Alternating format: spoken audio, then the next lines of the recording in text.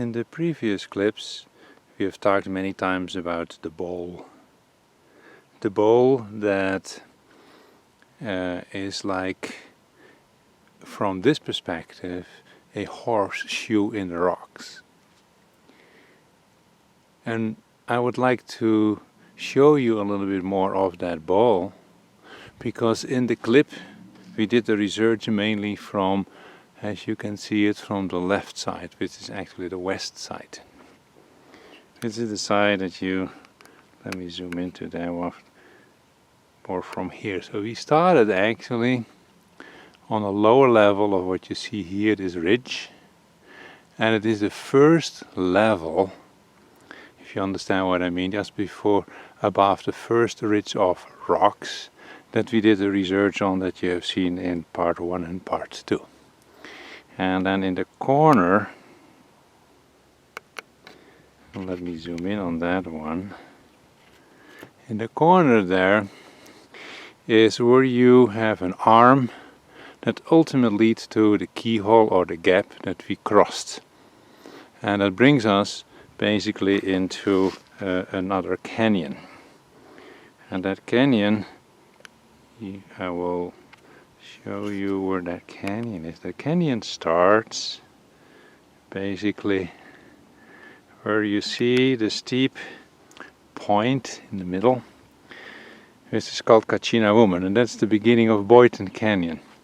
This is considered by the indigenous people one of the most sacred canyons, and that for us has been the northern part of the landscape temple. If you are interested in reading about the landscape temple, I wrote a whole article about it, which you can find on our website, which will appear at the end of this clip, lemurantis.com. And it gives you a little bit of an impression. Well, what we discovered is that there's way more. If you go farther north, there are other parts that are connected to that temple as it is described in the article. Now if you go back to the bowl, then in this bowl there are a number of ruins, and not all those ruins are part of what we called the temple. Going from the left, and then we move to the right, this is more or less the center, and then to the right, you will see that it's actually like, this horseshoe is actually like a journey. It's a journey that starts at this side with the 7th chakra, and you can go around and around and around till you reach this point here at the edge, almost at the edge, and then rather in the bottom, at the bottom, is where the 1st chakra is. Or maybe I should say the journey starts at the 1st chakra, we should go the other way around. But because we started at the site that was most closely to the landscape temple in Boyton, that's why we started actually with originally the 6, and as you may remember from part 1, that we found also the 7th chakra, which we didn't find in the first round.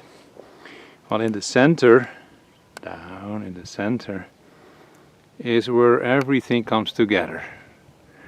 And we started actually, the interest started not only because of the different ruins, but also because people that were standing on this rock that I am standing now, from where I am doing this little clip, and people were always commenting on, oh, what's down there? I see this energy, and people see things in different ways, but they were seeing this energy somewhere in the center there, which of course piqued my interest. And although I see energy to a certain degree, it was not easy for me to see in all the movements of all the dynamics of this particular, you can say, bowl, that I was just not able to understand what it was. And that is one of the reasons why we started looking, can we, by looking at the ruins, find some answers? And that's how we came up with that this particular, you can say, energy complex, which we call a temple, is actually a way to connect with the 7 chakras in a different way.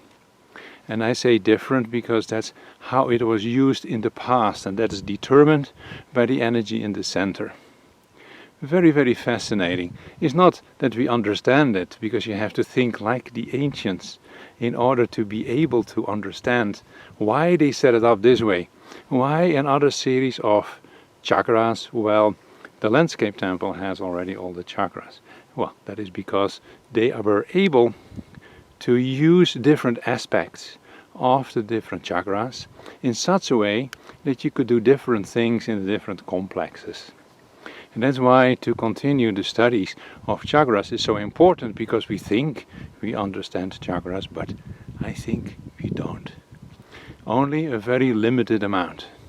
And the more we look at how the ancient people used those energies, the more we will be able to understand more and apply that to our own system. This is part of the research we do, that we hope to be able to share in whatever form we are going to share it. So let me zoom in one more time and go to the center there. Maybe you can feel it just by looking at this particular place. Maybe you don't. But know that every image holds energies and has an effect on you, whether you are aware of it or not. Let me go one more time around. So realize also that the different ruins are at different levels. This is not to describe them, exact places. This simply is to help you understand how important it is to study this kind of places. You can also say how important it is to conserve the different ruins, and people do not always have the respect for them. And I hope that realizing that they tell us stories and give us information that is important for us, that the respect for those sacred places, because that's what they are and have been used as, that they will be again seen as important and respected.